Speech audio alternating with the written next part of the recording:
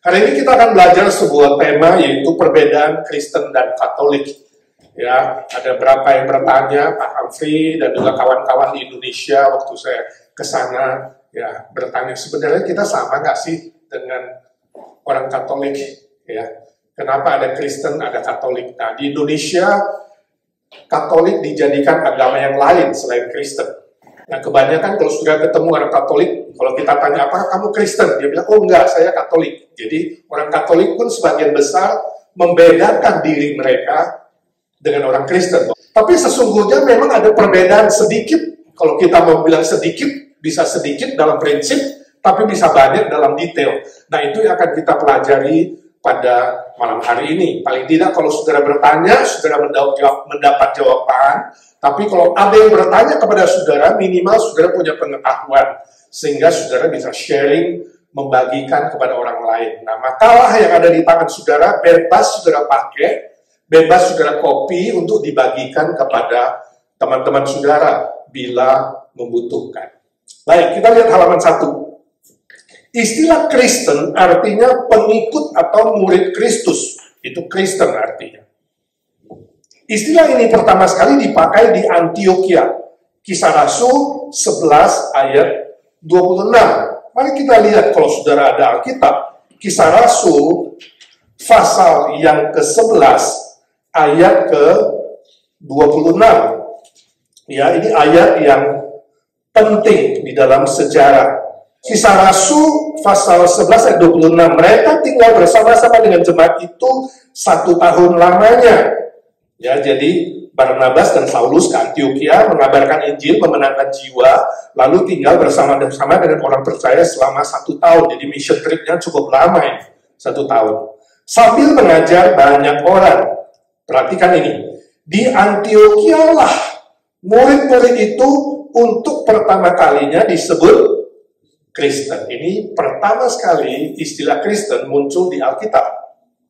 Terus sudah ketahui bahwa istilah Katolik tidak muncul di dalam Alkitab.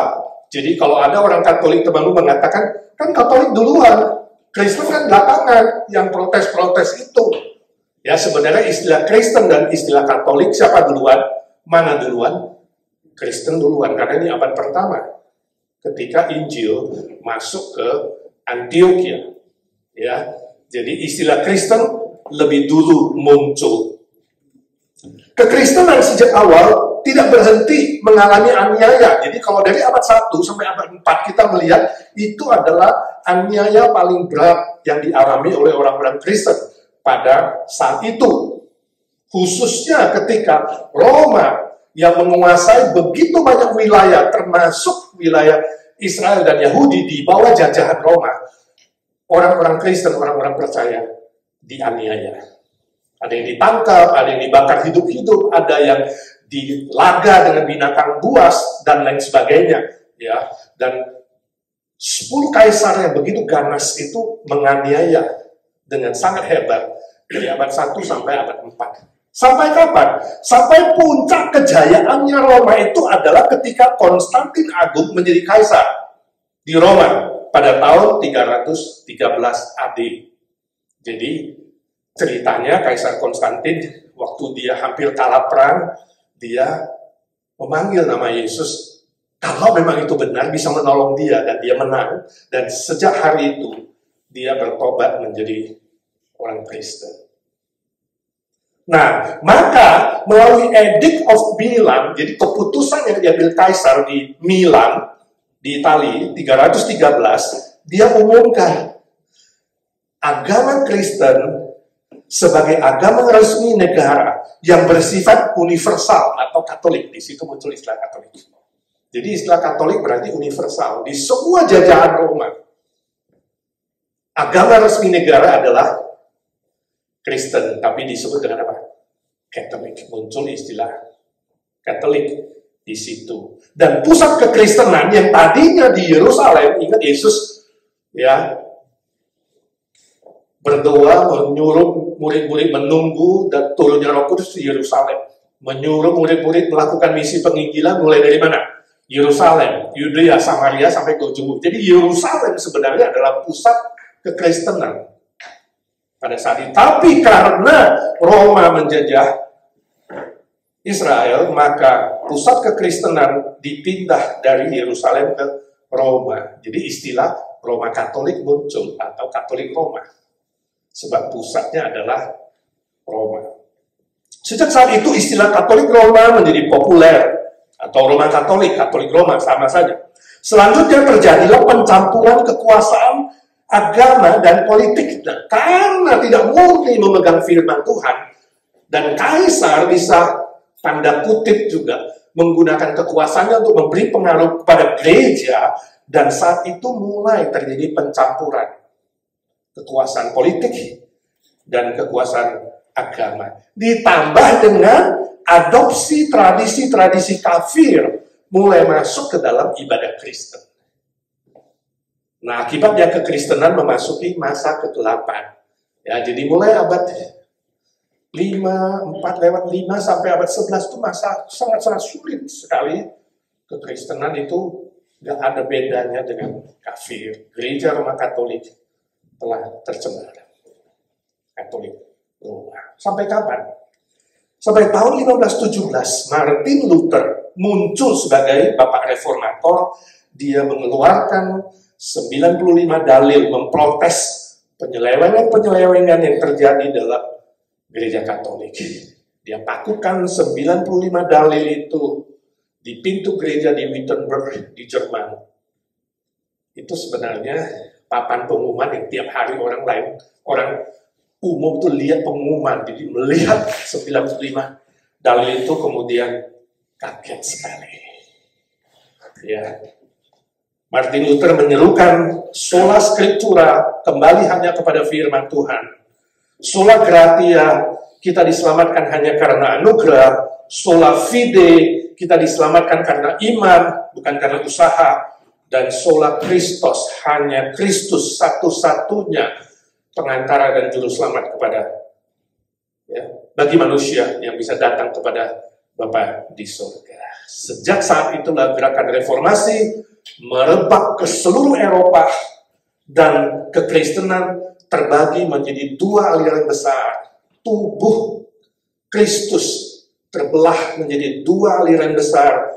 Katolik Roma yang bertahan dengan kekuasaannya dan menolak reformasi, lalu mengadakan penangkapan dan penganiayaan sebab ada kekuasaan kaisar di sana, ya, terhadap mereka yang mengikuti ajaran reformasi, ditangkap, dihukum, bahkan dipenjarakan. Nah, aliran 2 yang besar adalah tetap Kristen.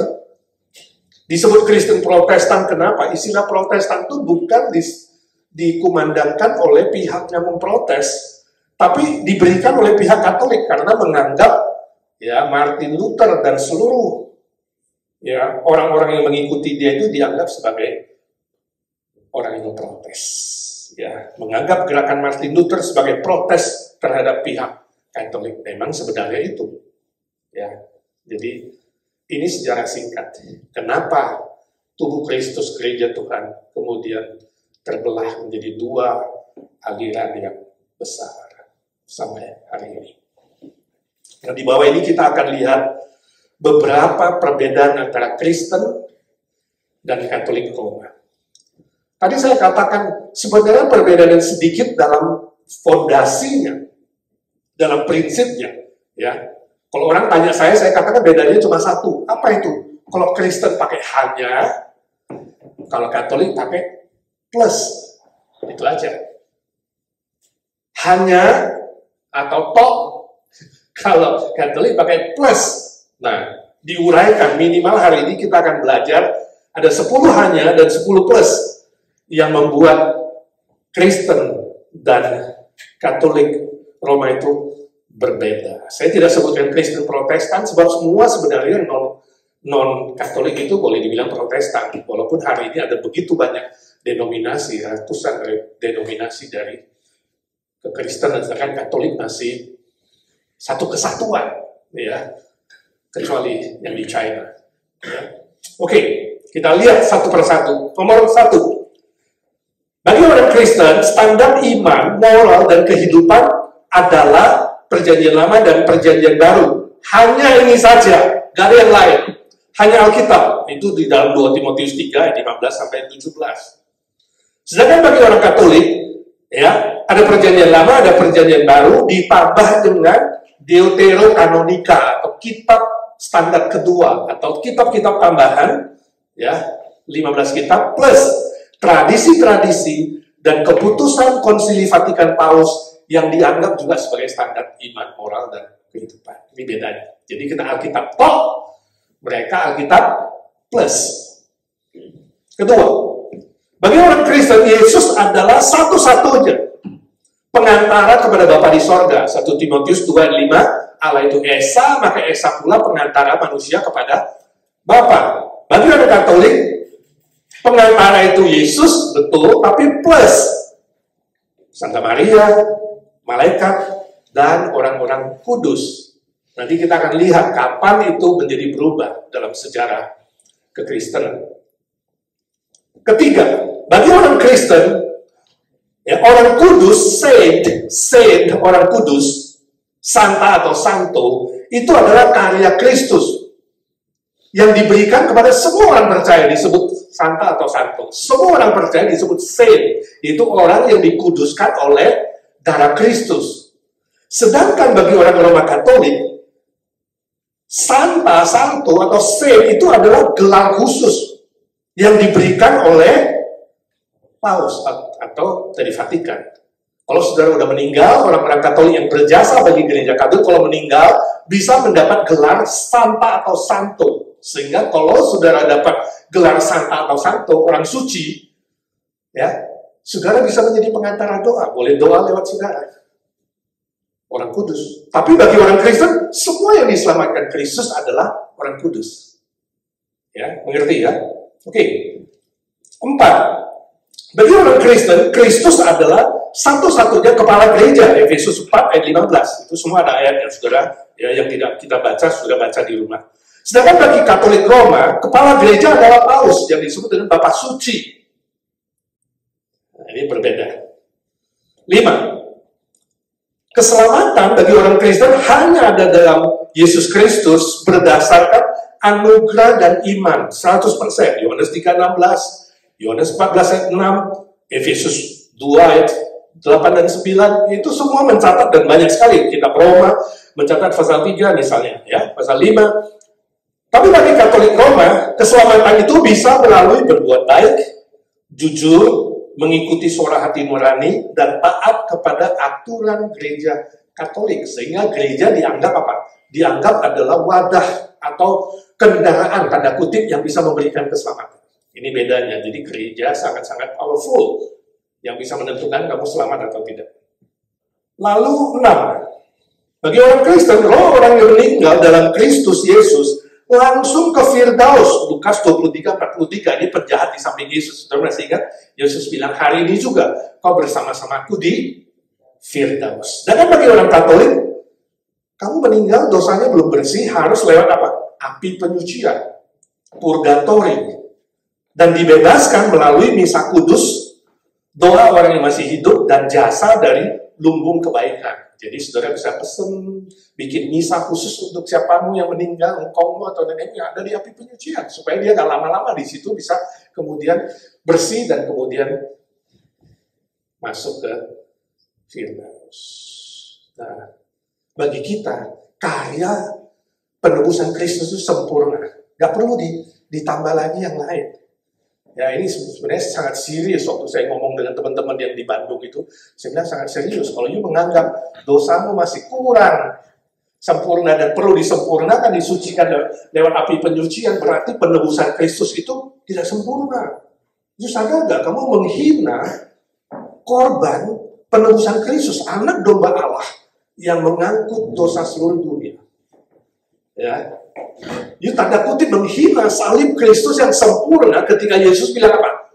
Genaplah, lunaslah. Tapi kamu anggap gak lunas. Masih harus turun dulu untuk dilunaskan dan oleh orang-orang yang hidup dan mendoakan kamu. Think about it. Ya, ini sebuah persoalan yang sangat serius. Ya. Oke, 7. Bagi orang Kristen, Yesus cukup mati satu kali saja untuk menebus manusia dari hukuman dosa. Gak usah ulang-ulang kematian Kristus. Ya, Ibrani 7, Ibrani 9 sudah baca, itu tata bahasanya sangat jelas. Eresten, satu kali untuk selama-lamanya. Berjasa, berhasil selama-lamanya. Tapi bagi orang Katolik Roma, ya, berbeda. Setiap kali misa kudus, Yesus dikorbankan ulang oleh imam atau pastor yang memimpin misa itu. Itulah yang disebut dengan sakramen Maha Kudus. 8. Bagi orang Kristen, mengaku dosa langsung kepada Bapa di sorga melalui Yesus Kristus, dan pengampunan datang dari Kristus. Matius 6 ayat 6, kuncilah pintumu, doa di situ kepada Bapa di sorga yang tersembunyi, maka Bapa yang tersembunyi akan mengampuni kamu. Ya, 1 Yohanes 1 ayat 9, mengaku kepada Bapa, maka Dia Allah yang setia dan adil, Tuhan akan mengampunimu dan membersihkan. Ini sangat jelas firman Tuhan. Tapi orang Katolik Roma mengatakan, mengaku dosa perlu siapa? Imam. Seperti ke imam, mengaku dosamu kepada dia, si pastor, dan sang imamlah yang mengumumkan dosa orang tersebut diampuni oleh Allah atau tidak. Ya, jadi imam punya kuasa, otoritas untuk mengumumkan dosamu diampuni atau tidak. 9. Bagi orang Kristen, baptisan air adalah tanda perjanjian dengan Allah, perjanjian baru dalam Yesus Kristus. Tanda beriman kepada Yesus Kristus. Tanda kamu dibaptis oleh Roh Kudus dan memiliki keselamatan yang pasti. Tandanya adalah baptisan air. Tapi bagi orang Katolik, baptisan air sebagai syarat keselamatan, syarat lahir baru, dan syarat penyucian dosa. Berbeda. Satu adalah tanda, satu adalah syarat. 10. Maria adalah manusia, bagi orang Kristen ya, Maria adalah manusia pilihan Allah untuk melahirkan Yesus Kristus. Jadi Yesus Kristus memilih Maria, meminjam rahimnya, yang sebenarnya milik Tuhan, sebab Tuhan yang menciptakan dia. Meminjam rahim dia untuk bisa melahirkan Yesus Kristus. Numpang, pakai milik sendiri. Gue pinjem ya, numpang lewat doang. Roh Kudus yang menolong, membuat si Maria bisa hamil. Sang Firman melewati rahimnya. Sebagai orang berdosa, Maria sendiri membutuhkan keselamatan. Dia bilang di situ Lukas 1, ya sudah baca, dia katakan, oh Tuhan itu juru selamatku, aku bersyukur ya. Jadi kalau dia mengatakan Tuhan itu juru selamat, jadi Maria mengaku dia itu butuh juru selamat. Saya yakin kalau Maria boleh turun sebentar ngomong, dia bilang, jangan. Ya, jangan menganggap saya gak ada dosa. Bagi orang Katolik, Maria adalah perawan suci tanpa dosa asal. Bayangkan, padahal dia pasti lahir dari hubungan pria dan wanita, betul gak? Tapi gak punya dosa asal. Dia hidup perawan seterusnya, artinya setelah dia melahirkan Yesus, dia gak menikah lagi. Dia gak melahirkan anak lagi dengan si Yusuf, padahal Alkitab bilang, Yesus punya adik-adik secara biologis. Nah, ini bedanya dengan orang Katolik. Dan Maria menjadi pengantara manusia kepada Allah Bapa. Ya, ini bisa dipelajari, saya tulis Mariologi, doktrin Maria. Mariologi. Nah, ini belum semua, saudara. Saya ambil ini dari ajaran, dari katekisasi Katolik atau ajaran-ajaran Katolik yang ditulis oleh J. Rendes S.J. Terbitan Canisius tahun 1990. Lalu kita akan lihat, kenapa ada hal-hal yang berbeda itu yang ditambahkan. Kenapa bisa? Sebab ada Paulus. Sekali lagi, ada keputusan Paulus yang disebut keputusan Vatikan, yang berhak mengambil keputusan ketika dia duduk di dalam tahtanya. Ya, kita lihat contohnya.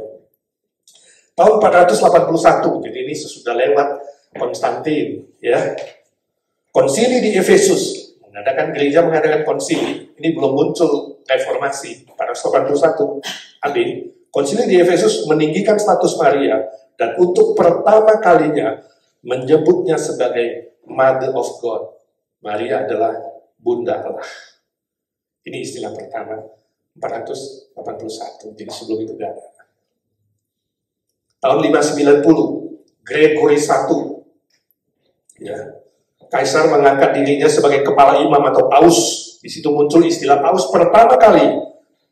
Dan dia menyebut dirinya adalah wakil Kristus di bumi ini. Jadi paus itu adalah wakil Kristus di bumi ini. Dialah paus pertama, bukan Rasul Petrus. Banyak orang Katolik menganggap Petrus itu paus pertama. Kapan Yesus angkat dia? Ya, sampai abad 4 gak ada istilah paus. Ya, ini pengertian yang kurang tepat dari orang Katolik. 3. Tahun 593, Gregory I mengemukakan teori purgatori, api penyucian. Jadi, api penyucian tadi teorinya baru muncul tahun 593. Sebelumnya nggak ada, dan Alkitab nggak ada. 4. Tahun 600, menetapkan Maria, para orang kudus yang telah meninggal, yaitu Santa dan Santo, dan para malaikat, bisa menjadi pengantara doa kepada Allah Bapa. Jadi ada tambahannya muncul di sini. Ya, pengantara doa baru muncul tahun 600. Tahun 1215, nah ini masa ke-8 ini. Ya, 1215, Paus Innocent III menetapkan para imam dapat mewakili Allah untuk mendengarkan pengakuan dosa dan mengumumkan dosa seseorang diampuni atau tidak. Jadi, mengakui dosa kepada imam baru muncul tahun 1215.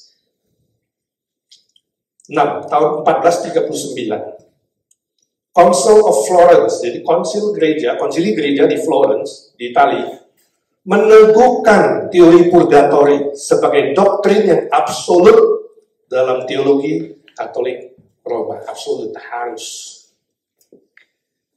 7. Tahun 1545, Konsili Gereja di Trent, Council of Trent, mengumumkan tradisi Gereja Katolik Roma berotoritas setara dengan Alkitab. Nah, di sinilah letak diskusi yang tidak pernah ketemu, ya, dengan beberapa teman. Mereka mengatakan, Pak, sebab Bapak hanya punya Alkitab sebagai standar, kita punya tradisi yang sejajar dengan Alkitab. Saya bilang, itu keputusan Paus, silakan kamu mau menerima atau tidak.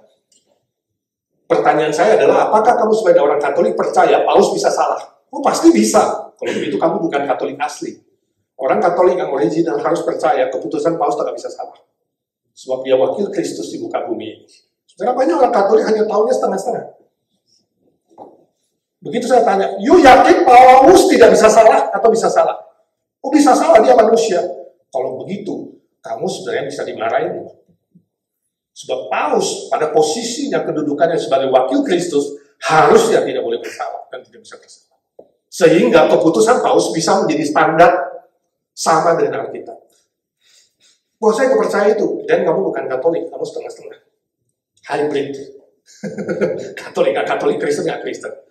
Kalau begitu saya minta berbaliklah kepada Alkitab. Oke, itu diskusi saya dengan beberapa teman.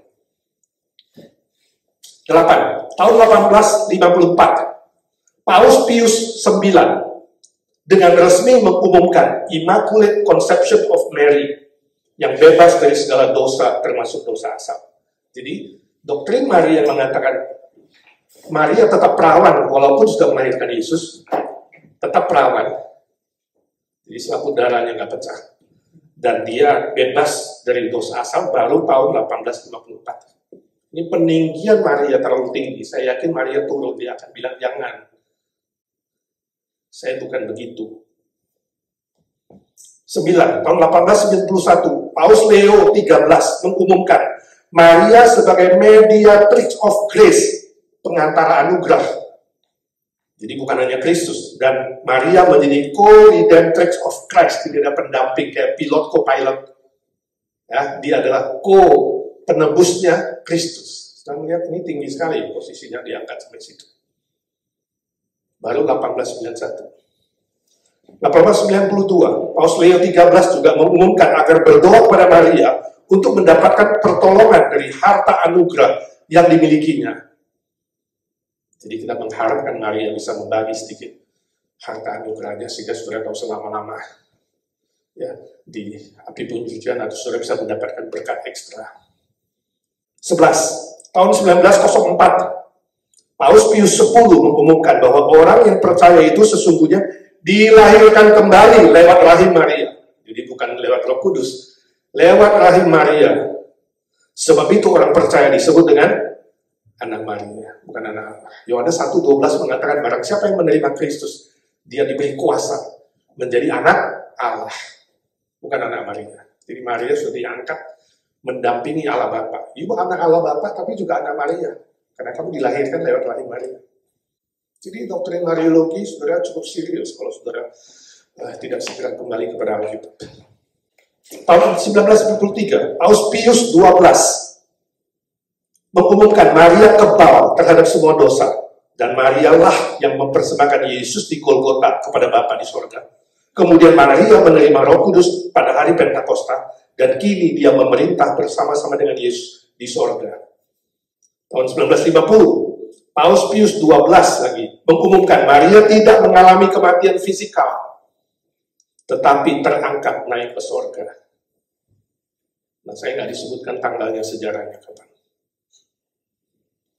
Tahun 1965, saudara yang lahir di bawah itu pun ada.